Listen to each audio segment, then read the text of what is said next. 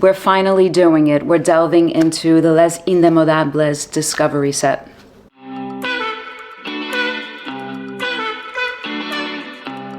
Hello guys, welcome back. I'm Eloise. I hope everyone is great. In today's video, I'm finally delving into the Les Indemodables Discovery Set that I've been mentioning. If you guys caught my video on musky, which I purchased a full bottle of and spoke about in that video, I mentioned that I had this great discovery set. I have 11 fragrances here.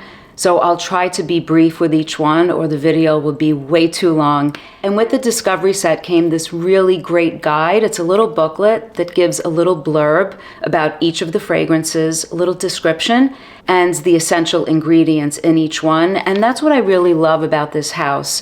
Their ingredients are known to be high quality raw ingredients, and they're really transparent. If you look at the official website for each of the fragrances, they list the percentage of the raw materials that go into the creation and the notes behind each of the fragrances. So I really like how these fragrances wear. I've been testing them. I've been playing around with these. Like I said, I have a full bottle of musky, but there are also a few others in this lineup that I'm really loving that are on my wish list. And like I said, this is not a first impression video. I'm a little familiar, some more familiar than others, but they're not first impressions. So let's dive in, and let's start with one that I was thinking of getting a full bottle of, and I sort of dedicated a few days of wear to this fragrance. I wore it a few days in a row to see how it performs and how it smells, and to decide if I would get a full bottle of it, because my first impression was really positive of this one. And this one is the patchouli noisette. I feel like I'm not saying that correctly. Let's see. So this one might surprise you, because this one is not what you might think of when you think of patchouli. You think of either something dark and very earthy, or a patchouli that goes in a really chocolatey cake direction. This is not a dark patchouli whatsoever. It opens up almost fresh with this musky component. So it's like a fresh patchouli. And as it develops, you do get the earthiness that comes along with patchouli. But what's really interesting is that in here is a hazelnut accord. And if you read on the official website, they explain that this hazelnut from Italy, they obtain with ultrasound extraction. So there's a hazelnut patchouli combination going on in here. And as the fragrance develops, you have almost the praline, chocolatey aspects of this hazelnut, but it never gets sweet. And then the patchouli gets a little bit earthy. So you have this really interesting patchouli, slight chocolatey, nutty sort of fragrance. And it has musky components to it. That's what I like. It keeps the patchouli in a little bit of a fresh direction, which is really different from some of the patchoulis that I've smelled. I own Psychedelique by Javoy. That one is a really earthy patchouli, very vanillic as well, almost gourmandy, but dark and earthy. This one is nothing like that. I love how you get those chocolatey facets, but it's not a sweet chocolate because hazelnut has that praline, nutty component to it. So this one is yummy without being gourmand, and it's a little earthy, so it's this perfect balance. And this one I was interested in a full bottle of, and that's why I wore it for a few days. But I feel like I wasn't really getting good performance on my skin. After about 3 hours, it was really difficult to detect unless I went up and smelled my wrist. Although I will say that I got it on clothing, and it definitely stuck really well on the clothing. And I was smelling it and thinking, this smells really nice. What is this? And it was this, the Patchouli Noisette by Les Indemodables. So this is a very nice one, but again, I'm not sure about performance. Okay, let's go to the next one, which I feel like needs no introduction. So this is the infamous Vanille Havane that has been on my wish list for almost a year now. Oh, this is so good. This has to be the best vanilla tobacco fragrance out there. With the cacao, it's boozy, it's smooth and round and delicious without ever being sugary. It's an awesome tobacco vanilla fragrance. This is the best. Very, very good. And I know that they came out with an extra version, but I think it's a roll-on only. So I'm not sure that I would go for that one when I purchase this. I will purchase this soon. This is really, really good. And the fragrance evokes an image of a dusty, dark cacao that's so perfectly balanced with this tobacco and this beautiful vanilla. For those of you who have never smelled this and you like vanilla, tobacco, and a hint of cacao, you have to get your nose on this one. So that's Vanille Havane. And by the way, all of these are Eau de Parfum concentration. And Vanille Havane has two flankers, not only the extrait, but there's one with oud. I think it's a limited edition. So the next one is Chypre Azural. I love Chypre fragrances. So this one I remember disappointing me a little bit because I love Chypre fragrances and I had high hopes, but it's not Chypre in the way that I had in mind, at least. There's a very, very prominent orange aspect to the fragrance. It's a Sicilian Tarraco orange oil and it's at 10%, and then there's an Indonesian patchouli at 5%, an amber infusion at 2%, an Egyptian rose absolute, centrifolia, and then tarragon oil from the Alps. So even though it's not all about the orange oil, to my nose, it is dominated by that orange. And even though I do get a little bit of the patchouli that comes through as it dries down and it gets a little herbaceous, there's something a little green about it, I really can't get past the orange. To my nose, this comes off like a straight up orangey, citrusy fragrance, so I'm not a huge fan of this one. So this is Chypre Azural. So the next one is interesting. This is Ambre Supreme. And I say interesting because I thought this was an amber, but this is all about ambergris. It's not an amber, like resinous balsamic amber, which I'm really into. This is all about ambergris, and so it's a very marine-like fragrance. And it's not really a scent profile that I personally am into. So this is not something that I would own a full bottle of, but I can say that it's a nice fragrance. And it comes off like your skin, but better, like a little sweaty, but sweaty like in a good way, like your skin glistening and a little sweaty when you're under the sun. It's a little musky and it's not too translucent. It's not airy, which I like. It has some denseness to it. And all in all, it's this marine-like fragrance that sort of smells like your skin, but better. And it's nice. It is. If I smelled this on someone else, I would think it was nice. It smells clean, it smells musky, and there's nothing funky about this ambergris. There's nothing animalic or funky at all. It has an airiness about it as well, but at the same time, like I said, it's nice and musky and a little bit dense and smells clean and marine-like. So this is Ambre Supreme. The next one is one that I've spoken a lot about, Musque de Sable. So this is the one that I own a full bottle of. So you all know that I like this. This is a balsamic musky oriental. So even though it's a musk, there's so much more to it. It's this clean powdery musk that has orris in it. And so it's that powdery, clean iris, but at the same time, there's something a little salty in the background and there's this great denseness. I love how this projects off my skin. I can smell it on myself throughout the day. And that's something that actually surprised me. I was pleasantly surprised because I expected to buy this fragrance and then maybe have it last on my skin like 3-4 hours, but this smells so great. I love this. Yes, it has that baby powder component to it, but there's so much more to this. Simple, yet sophisticated, and has a little depth and a little denseness. Yeah, so it is that baby powder clean with that salty ambergris that smells so great. Really nice, comforting, cocooning, great fragrance for every day, almost like signature scent worthy. Musque de Sable, that's a good one. The next one is also in a category of fragrances that I love. This is Iris Pearl. So pretty. So although this is an iris and it has a lot of the typical qualities that an iris has, it has that delicate quality, it gets powdery. It's not in the category of pretty iris. There's something in here that does something a little bit different with the iris. There's something a little ozonic. There's something almost a little green as well. And it does get powdery when it dries down, and that ozonic quality sort of subsides a little bit and it dries down to a powdery iris fragrance that's earthy, but there is something a little bit green, and it has that little bit of saltiness that's a common thread through some, not all, of these Les Indemodables fragrances. It's that common thread that I find in musky. So you have ylang ylang in here that I think adds a little bit of creaminess. There's a creamy texture to this in addition to that powderiness. But overall, even though it seems like a simple fragrance, I think it's in the category of musky,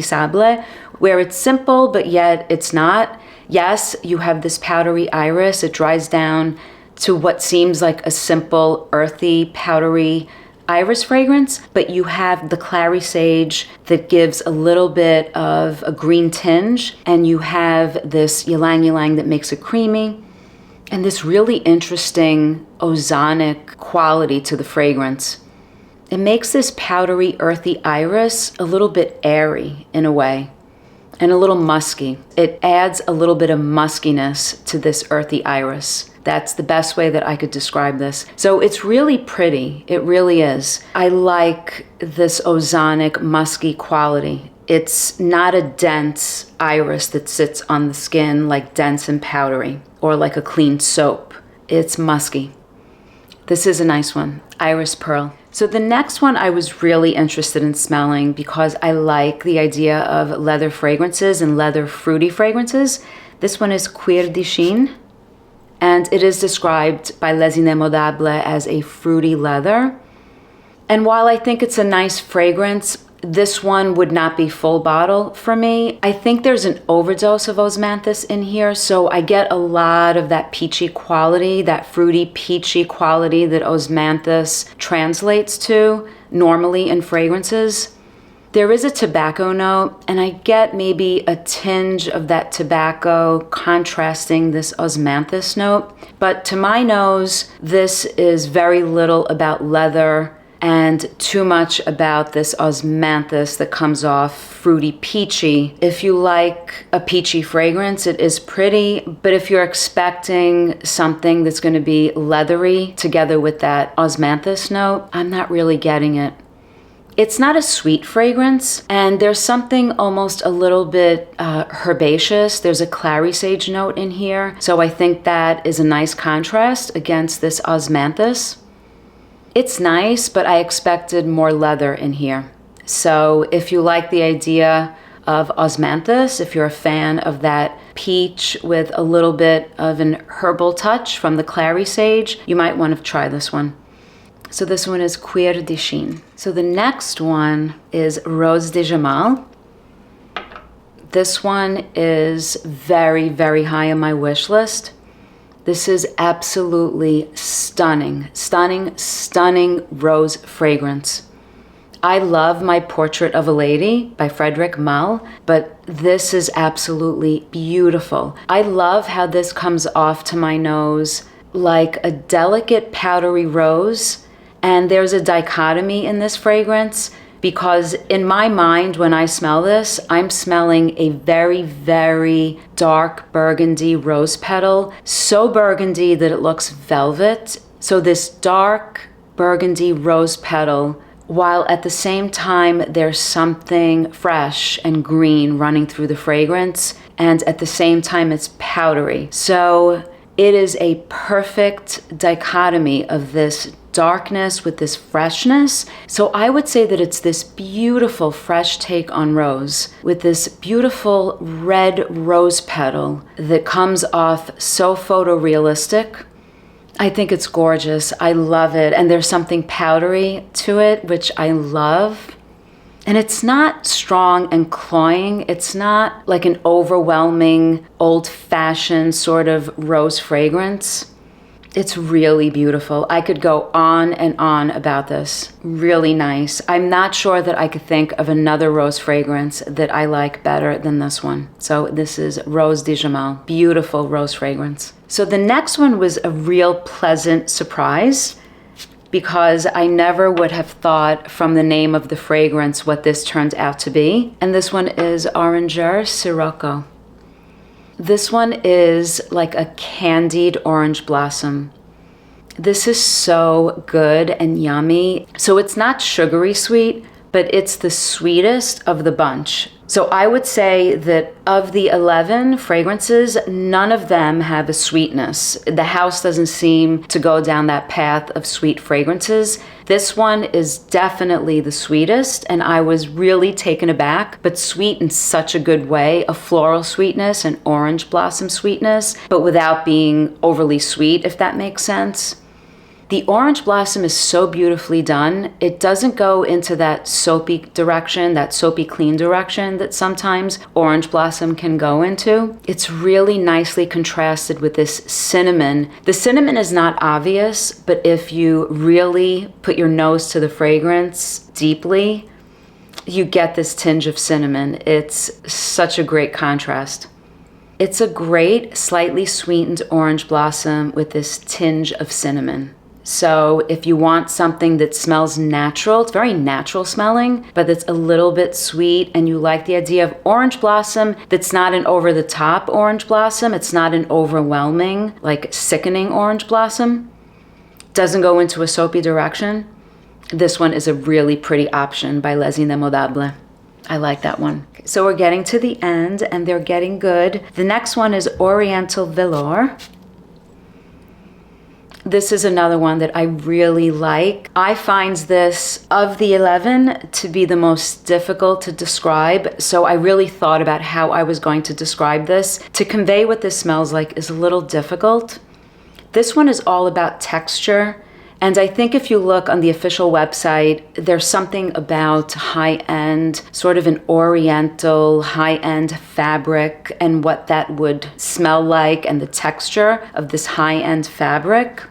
To my nose, this comes off like a resinous fragrance that has the texture of like almost a rubbery leather. And I use the word rubbery cautiously. I don't want to convey that it's a bad aspect to the fragrance. There's a texture, but the leather is not a leather bag or leather boots or leather saddle type of leather. So overall, I think that I would say that this smells like something exotic. It's a resinous fragrance that has this warmth from the myrrh and has a little bit of jasmine that's not overwhelming, but that sort of peeks through. And so you get an exotic fragrance journey. And with that comes this texture, and this texture is described as a high-end fabric. And like I said, to my nose, it's almost something a little bit leathery. And I really enjoy this. This is really nice. It's an exotic fragrance, and it wafts off my skin. I've tried this on skin a few times. It wafts off the skin, and there's nothing too sweet about it. There's nothing too floral, but there is a tinge of the vanilla, and there is a tinge of the jasmine, and it all comes together for this like exotic, high-end, texturized fabric is what it invokes when you wear and you smell this. And it smells really nice coming off the skin as well. So that's Oriental Velour. And the last one was also a pleasant surprise. Based on the name, which is Fougere Emeraude, I thought I would hate this. I do not like fougere fragrances. I thought I would hate this, and it turned out to be something completely different. Just like the Orangere Sirocco turned out to be something completely different. This one is really, really good, and it's all about tuberose. Yes, there's lavender. And yes, there's a freshness and an aromatic aspect to this tuberose, but this is a unique, fantastic take on tuberose. I really like this. So there's Indian tuberose, there's French lavender, there's mimosa, there's tonka bean, and there's a clary sage from the Alps note in the fragrance.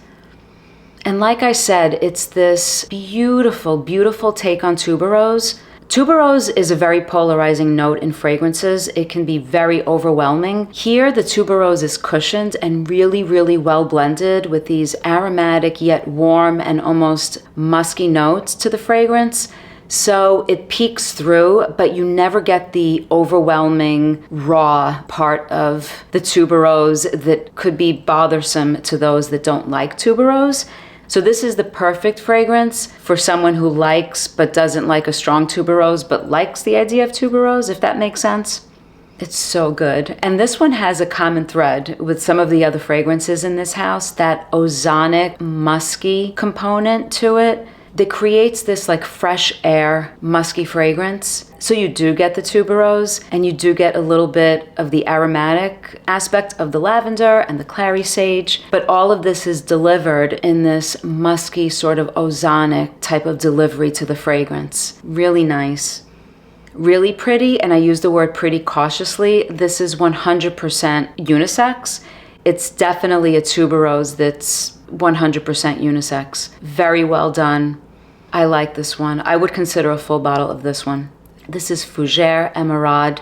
Yes, it's a fougere because there's lavender and it's a little aromatic, but that tuberose plays a big role here and it's really nice. So all in all, I'm really impressed, and I would love it if you guys in the comments would let me know if you've tried any of these fragrances from Les Indemodables. The Discovery set is magnificent. The size of these fragrances is really great. They're all Eau de Parfum. I think it's a really great value and allows you to test these out before investing in a full bottle. So as always, thank you for watching and your comments and your support. Until next time. Bye guys.